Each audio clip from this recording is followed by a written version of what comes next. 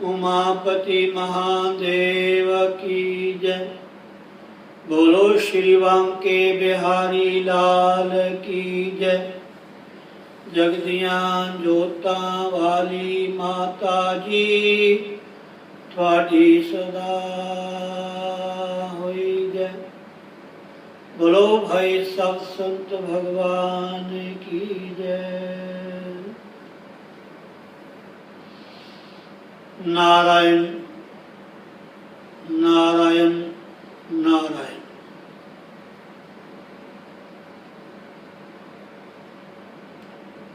श्री कृष्ण गोविंद हरे मुरारे, हे नाथ नारायण वासुदेव। श्री कृष्ण गोविंद हरे मुरारे, हे नाथ नारायण वासुदेव। श्री कृष्ण गोविंद हरे मुरारे, हे नाथ नारायण वासुदेव। हे नाथ नारायण वासुदेव, हे नाथ नारायण वासुदेव। हे नाथ नारायण वासुदेव, हे नाथ नारायण वासुदेव। श्री कृष्ण गोविंद हरे मुरारे, हे नाथ नारायण वासुदेव। श्री कृष्ण गोविंद हरे मुरारे, हे नाथ नारायण वासुदेव। हरे राम राम राम हरे हरे, हरे कृष्ण कृष्ण कृष्ण हरे हरे। हरे राम राम राम हरे हरे, हरे कृष्ण कृष्ण कृष्ण हरे हरे। हरे राम राम राम हरे हरे, हरे कृष्ण कृष्ण कृष्ण हरे हरे। बोलो सतगुरुदेव भगवान की जय। जय जय श्री राधे।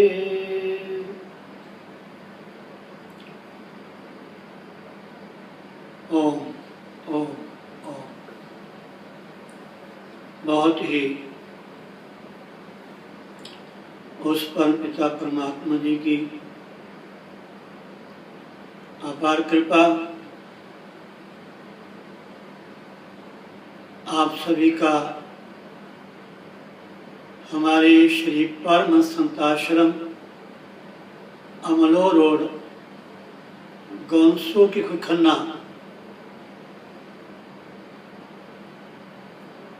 में कथा श्रवण करने का, इस सत्संग क्लास में हाजिरी लगाने का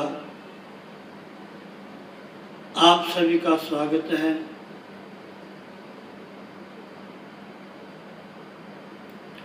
आप सभी कितने सौभाग्यशाली हैं,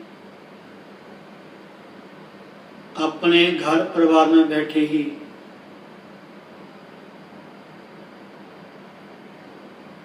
गुरुदेव भगवान का स्मरण, उनका चिंतन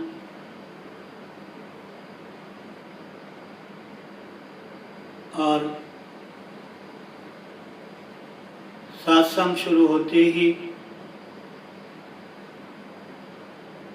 गुरु स्थान की जो स्मृति है आपके मनस पटल में एकाएक अंकित हो जाती है। ये बहुत अच्छी बात है। तीर्थ नहाए एक फल, संत मिले फल चार, सद्गुरु मिले अनेक फल, कहत कबीर विचार। मैं परसों भी कह रहा था गुरु स्थान का जो महत्व है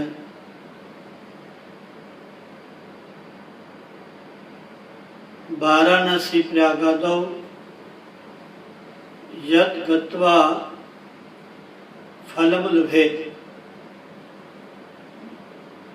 वाराणसी यहाँ साक्षात भगवान विश्वनाथ जी विराजमान हैं।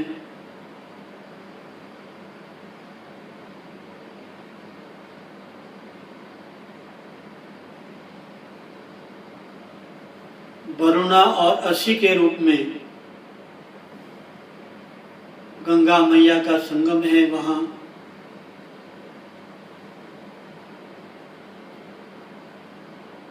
और हमारा दिव्य प्रयाग धाम जहाँ माँ गंगा, माँ सरस्वती और मैया यमुना जी का संगम स्थल है।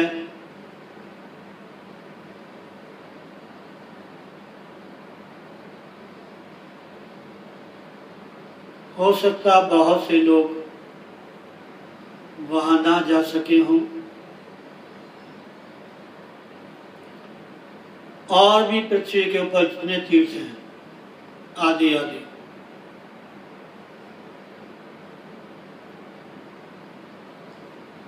पद्म पुराण में मैंने पढ़ा है बहुत साल पहले,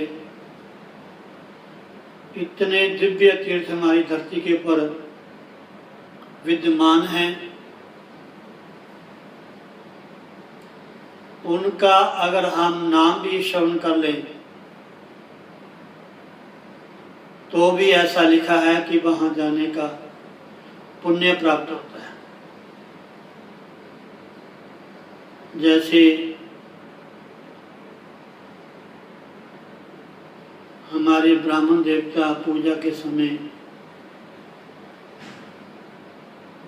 उच्चारण करते हैं, गंगे च जमुने चैव गोदावरी सरस्वती नर्मदे सिंधु कावेरी जले अस्मिन् सन्निधिं कुरु।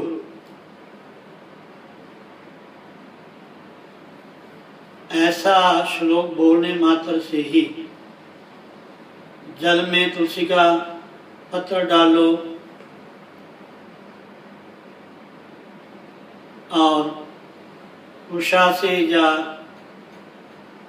जो भी पात्र होता है आचमन करने का या पुष्प से आप ऐसे जल को हिला करके अभिमंत्रित कर सकते हैं और बाद में वही जल का छिट्टा देते हैं। ओम अपवित्र पवित्रो वा सर्वावस्थां गतो विवाह यह सम्रेत पुण्यकाक्षम सो वही अभ्यंतर शुचि।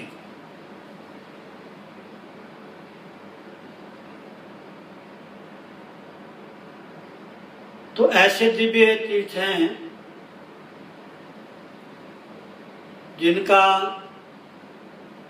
हमें नाम भी पता नहीं है, जाना तो दूर रहा।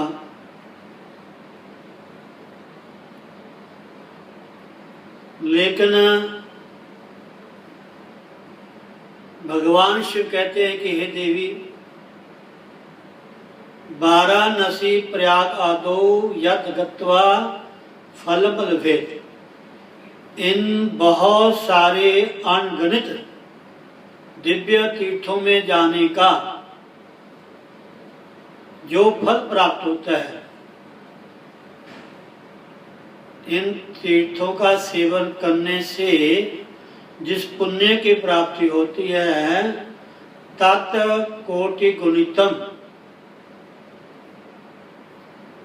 फलम गुरु स्थानस्य दर्शनात्। उससे करोड़ा गुण की जो पुण्य है, फल है, केवल केवल गुरु स्थान के दर्शन मात्र से ही हमें प्राप्त हो जाता है। ये सत्य है।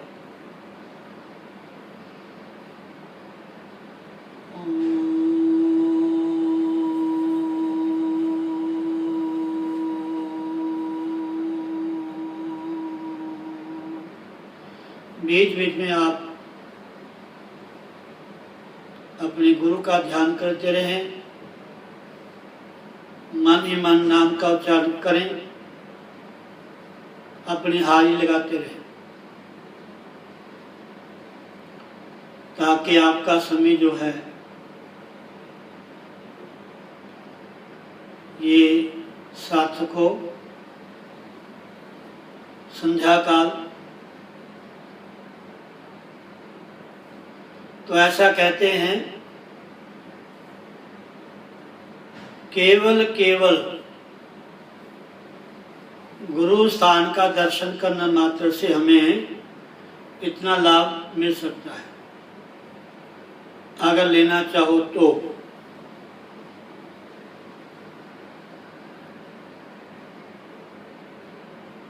एक नीति का श्लोक है, जहाँ ग्रंथ में मैंने पढ़ा है, पंचतंत्र में भी है, उद्यम मेरी सिद्ध्यंति कार्याणि न मनोरथे। और घर बैठे हम ऐसी बातें करते रहें,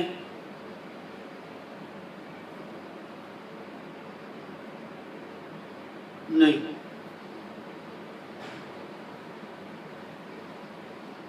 थोड़ा सा परिश्रम करना चाहिए।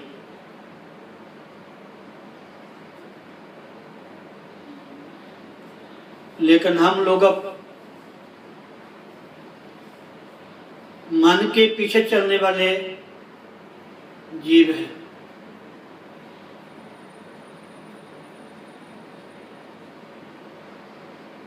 ये माता बहनों भाई बंधुओं, ये बात आप नोट कर लीजिए। हम लोग जो भी करते हैं सब मन के कहे से करते हैं। जो मन कहता है हम वो करते हैं, ये पक्की बात। ये मत कहना कि हम भगवान करवाता है, गुरुदेव करवाते हैं, उनकी कृपा है। कृपा तो उनकी है ही है,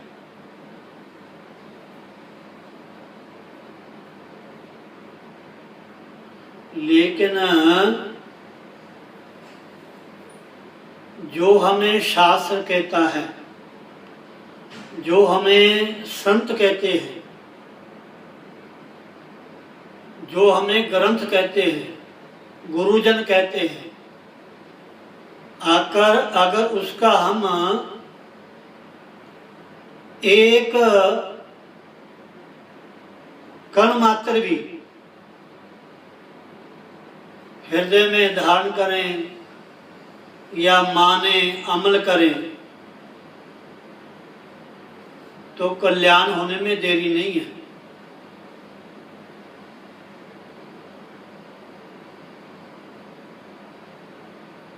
ये ग्रंथों में ऐसे नहीं लिखा हुआ, हम लोग पढ़ते हैं, सुनते हैं, सुनाते हैं।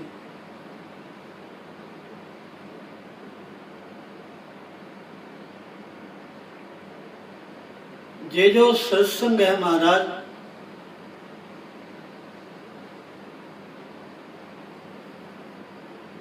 इतना इसका महत्व है अगर इसकी प्राप्ति हो जाए तो इंसान का जो आवागमन है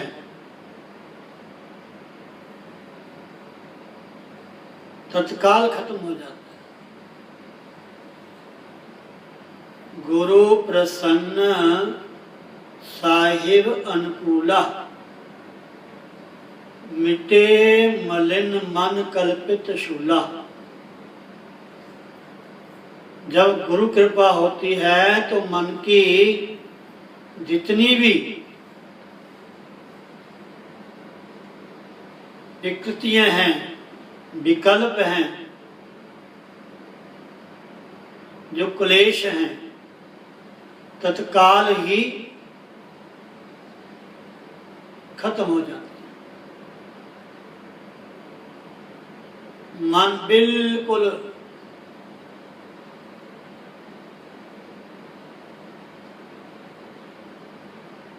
शांत हो जाता है, आनंद में हो जाता है,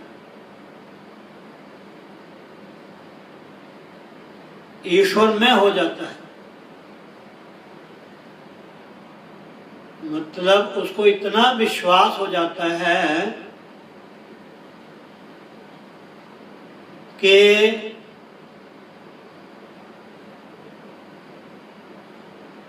मिटे मलिन मन कल्पित शूला, मन की सारी समस्या हल हो जाती है। इतनी भीतर से मजबूती होती है, इतनी शक्ति मिलती है, इतनी संतुष्टि होती है महाराज, जिसका आप वर्णन नहीं कर सकते।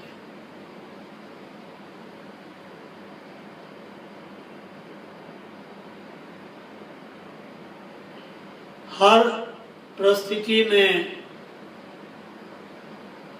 हर समय बस आनंद ही आनंद। तो इसलिए हमें ये जरूर ध्यान देना चाहिए। जब भी बैठे, सुबह शाम, जब भी समय लगे आपको,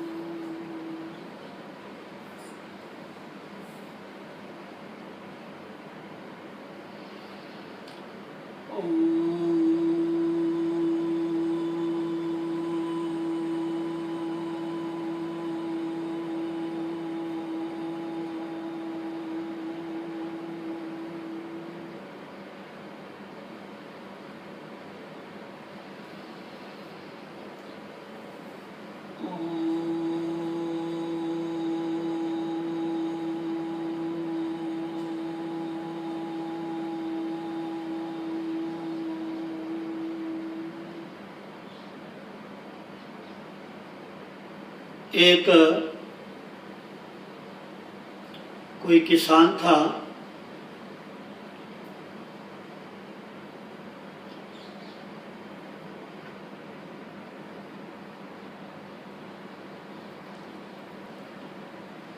वो अपने बैलगाड़ी के ऊपर कोई सामान लाद कर जा रहा था।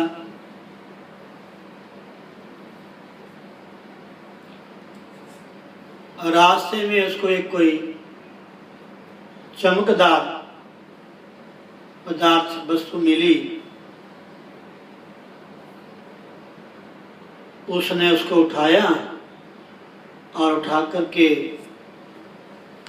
जो उसकी बैलगाड़ी का बैल था उसने उनके गले में बांध दिया। जब वो जा रहा था उसी समय दूसरी तरफ से एक और जो जौहरी था वो अपने घोड़े पे आ रहा था। तो जो परखी होता है, पारखी जौहरी,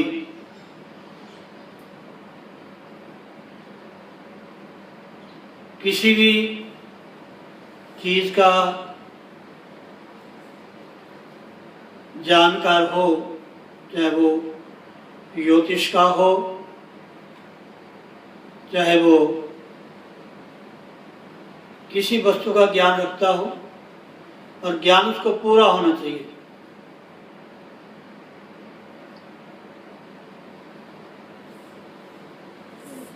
मैंने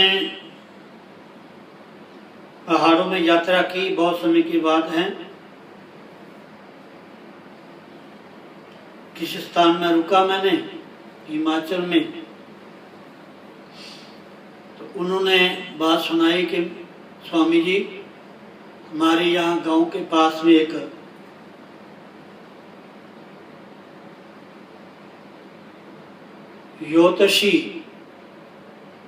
ज्योतिष को जानने वाले बहुत विद्वान, उन्होंने एक गौ के बछड़े की जन्मपत्री बना दी, टेवा बना दिया। केवल उसको देखने मात्र से, और उन्होंने उसके 3 जन्मों का हाल लिख दिया कि जब पिछले जन्म क्या था, अब ये बछड़ा क्यों बना, और आगे क्या बनेगा। ये पारखी है। किसी भी शास्त्र का जिसको पूरा ज्ञान है, कोई विद्या है, वो दूर से, आपने सुना होगा, आजकल तो बहुत कम है,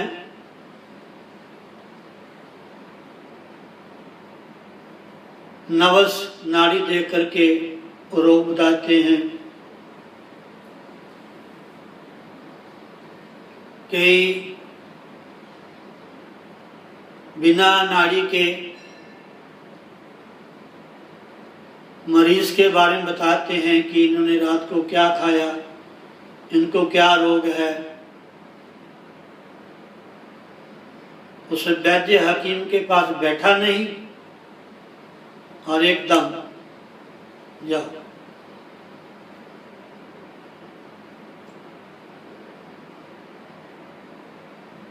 हमारे भी यहाँ खन्ना में एक डॉक्टर साहब थे,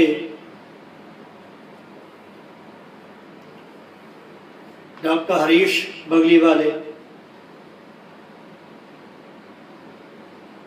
आयुर्वेद के बहुत ही वो जानकार थे।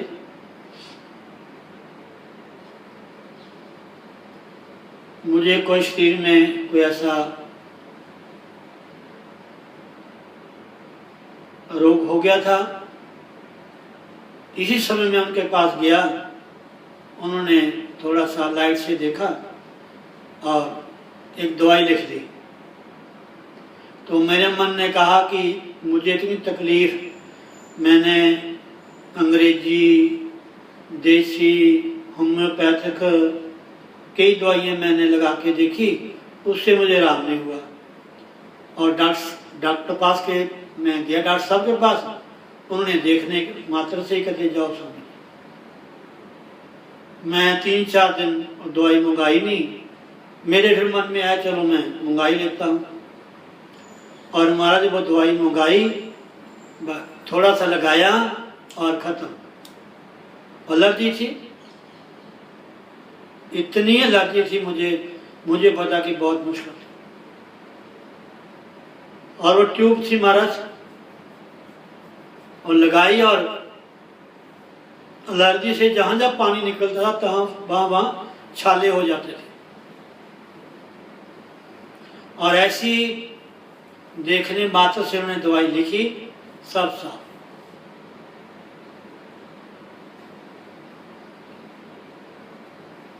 तो जो पारखी होते हैं वो दूर से देख लेते हैं।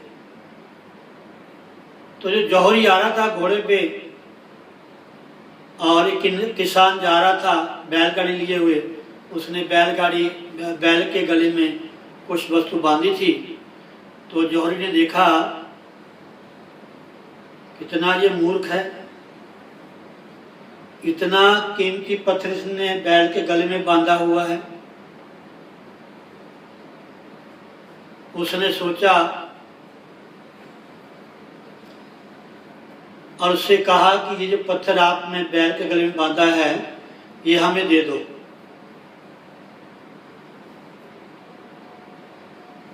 मैं अपने घोड़े गले में बांधना है और जो आप दाम कहोगे मैं इसका दे दूंगा। तो किसान ने कहा कि चलो 1 रुपया दे दो मुझे। और जौहरी भी कुछ अपने हिसाब से सोचने लगा। उसने कहा नहीं, रुपया भी ज्यादा है।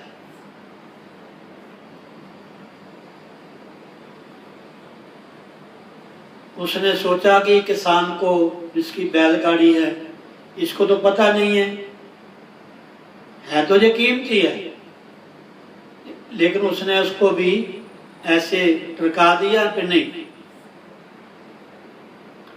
और किसान ने मना कर दिया।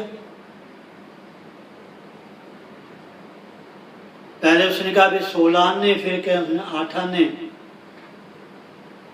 किसान ने कहा नहीं। आगे गए तो एक दूसरा जौहरी आया, उसने देखा, उसने पूछा।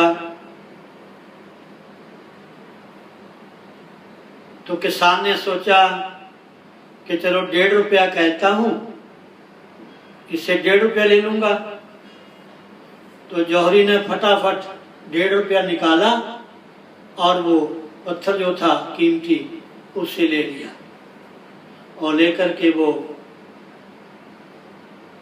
चल पड़ा। और उसको पता था कि ये जो पत्थर है कीमती, ये बहुत ही कीमती है। जब वो पत्थर लेके चला गया तो पहले वाले जौहरी के मन में आया कि मैंने बहुत बड़ी गलती की है। उसने 1 रुपया मांगा तो मैं उसको दे देता, तो उसको क्या पता। वो दोबारा फिर आया। जब दोबारा आया तो उसने पूछा किसान से, तो किसान ने कहा जो तो पत्थर मैंने बेच दिया, दूसरा जौहरी ले गया। तो वो जो पहला जौहरी था वो पछताने लगा कि मैंने बड़ी गलती की। और पीछे से एक संत आ रहे थे, तो संतों ने कहा कि किसान तो अनजान था ही, उसको तो उस पत्थर के बारे में नहीं जानकारी थी कि ये बहुत कीमती पत्थर है, लेकिन तुम तो जौहरी थे ना, तुमने क्यों गलती की। फिर वो पछताया। उसने कहा कि बहुत गलती हो गई।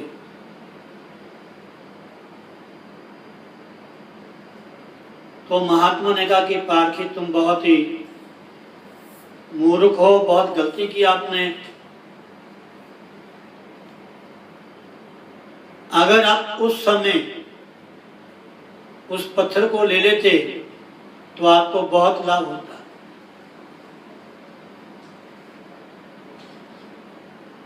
तो कथा कहती है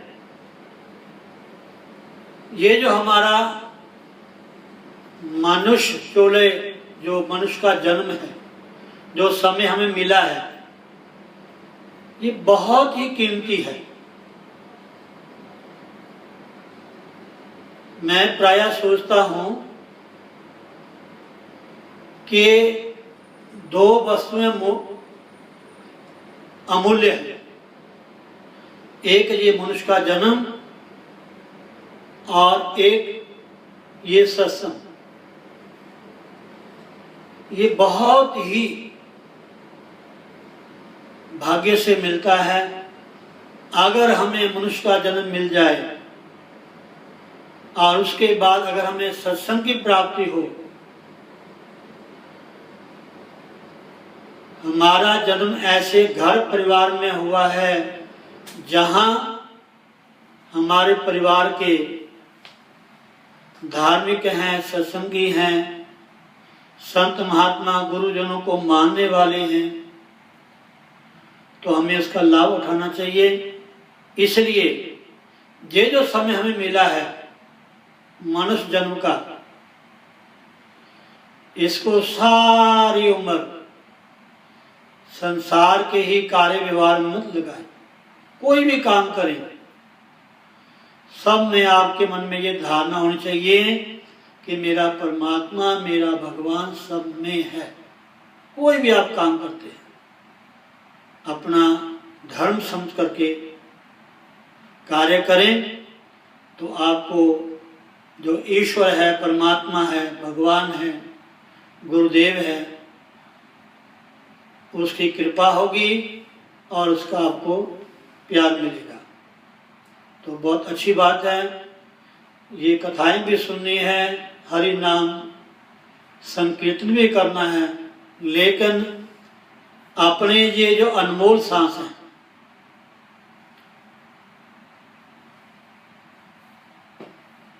हर श्वास हमारा व्यर्थ जा रहा है, इसलिए कुछ समय बैठ करके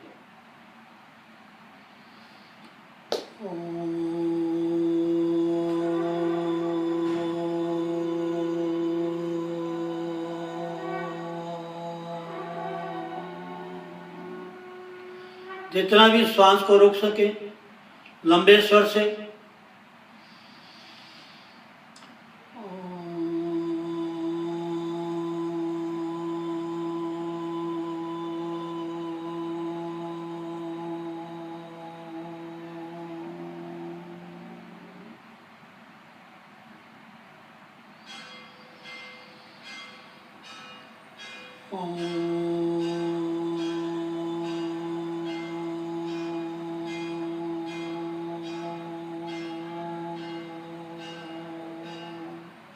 ध्यान मुद्रा में बैठ करके आपको ऐसे भगवान का भजन करना है। 2 लाइनें भजन के, उसके बाद जय श्री राधे।